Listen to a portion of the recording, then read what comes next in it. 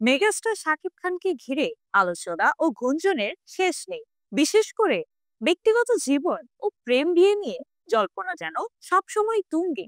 গত বছর মেগাস্টার শাকিব খানের সাথে ডাক্তার পাত্রী বিয়ের গুঞ্জন উঠেছিল। তখন সবার সন্দেহের তীর ছিলেন অভিনেত্রী ও ডাক্তার মিষ্টি জান্নাতের দিকে। এরপরই ভক্তদের মধ্যে জল্পনা শুরু হয়, শাকিব মিষ্টির সম্পর্ক এবার কি বিয়ের পর্যায়ে। সম্প্রতি শাকিব খানের সঙ্গে খানিকটা একান্ত মুহূর্তেই দেখা যায় মিষ্টি জান্নাতকে। রোববার মধ্যরাতে সামাজিক মাধ্যমে 3টি ছবি প্রকাশ করেন মিষ্টি জান্নাত। ছবিতে দেখা যায় একটি ফ্লাইটে একসঙ্গে কোথাও যাচ্ছেন তারা। সেই পোস্টের ক্যাপশনেই মিষ্টি জান্নাত লিখেন লাভ লাভ, সঙ্গে জুড়ে দেন ভালোবাসার ইমোজি। এরপরই শুরু হয় চর্চা, দুজনকে এক ফ্রেমে পাশাপাশি দেখে গত বছরের বিয়ের রটনা কি এবার বাস্তবে ঘটবে।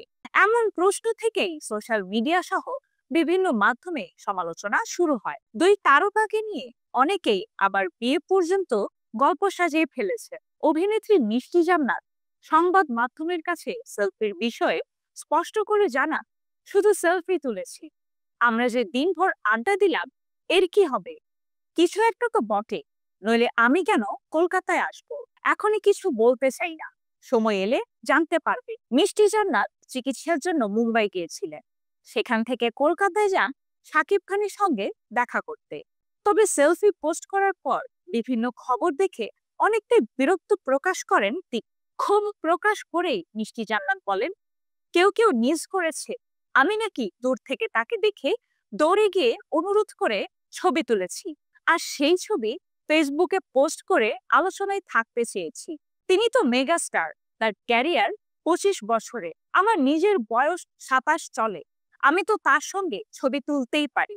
এই ডাক্তার অভিনেত্রী বলে, আগেও আমাদের সম্পর্ক ভালো ছিল, মাঝে একটি বিষয় ভাইরাল হলো, তাতে সম্পর্ক খারাপ হয়নি।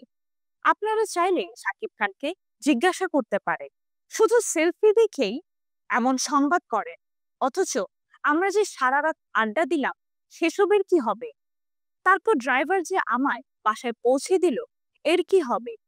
আসলে এসব চর্চায় আমাদের সম্পর্ক খারাপ যাবে না।